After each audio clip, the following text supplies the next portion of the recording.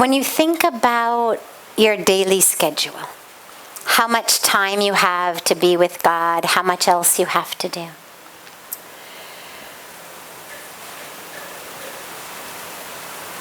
If you're with someone you love, let's say you are sitting with your mom or your dad or a good friend, okay? You really love this person. And you're sitting with them, and maybe you're sitting with them for 2-3 hours.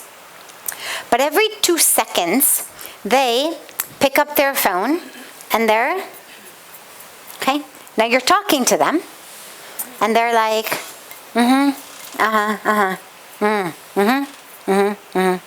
Now, how do you feel about that interaction?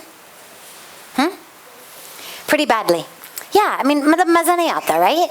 You love them, you're trying to be with them, and they are distracted. Now, I think that's how God must feel when we sit in meditation, thinking about our meetings and all of the things we have to do, right? So what I would say is, as a human being, I know for me, if someone I love only has 5 minutes, I would much rather 5 minutes and they're just with me, just talking to me, just looking at me, just being with me, rather than 3 hours in which I'm trying to talk to them and they are distracted the whole time. And so I have to imagine that maybe God feels the same way. And so I'd say figure out how much time you have that you can comfortably be with God, in which you don't have to think about anything else. Let's say you've got a meeting at 10 o'clock. Well, don't schedule your meditation until 9:45. Obviously, that's going to start to create a very stressful situation. Naturally, you will be thinking the meeting. But if you've got a meeting at 10, and it takes you maybe half an hour to get there, and you meditate from, say, 6 to 8, well, you've got an hour and a half then still at home to do whatever you need to do. Or maybe you spend an hour at home, you leave half an hour early, you're there half an hour early, however you plan it. But the point is, don't schedule your meditation in such a way that it's going to start coming up too close to what you've got to get done, so that the mind starts thinking about it. And if it means that you meditate a little bit less, or get up a little earlier, do it like that. Maybe instead of 2 hours, you meditate an hour.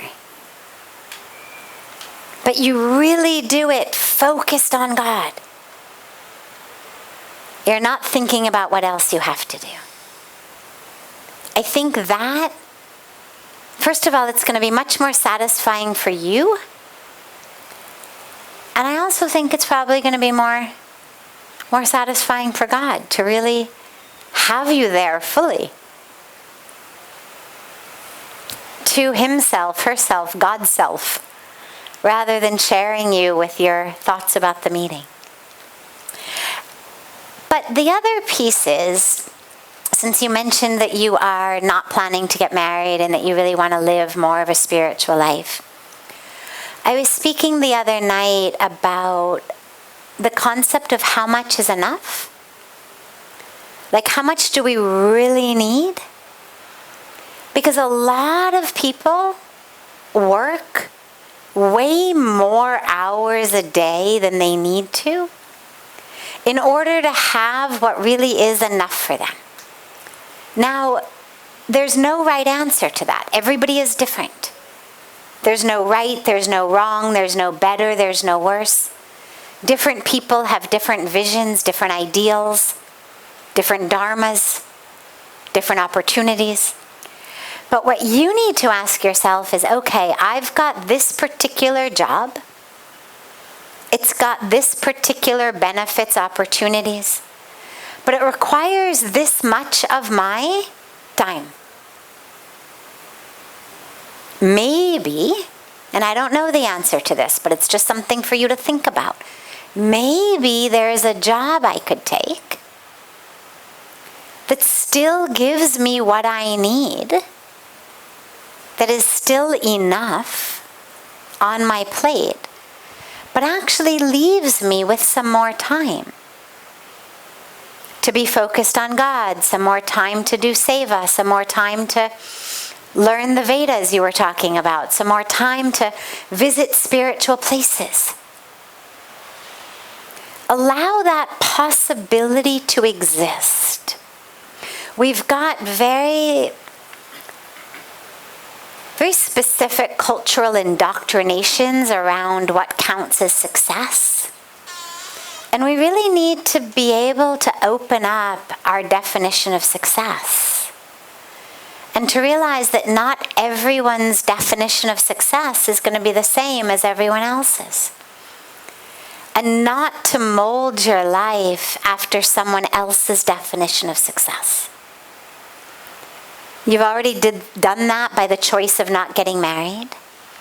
And you may find yourself wanting to do that in the choice of a job or a career. Something that's in line with really what your deepest and highest values are, but that obviously gives you enough. So just allow yourself to think about that as well, and only you are going to know the answer to that.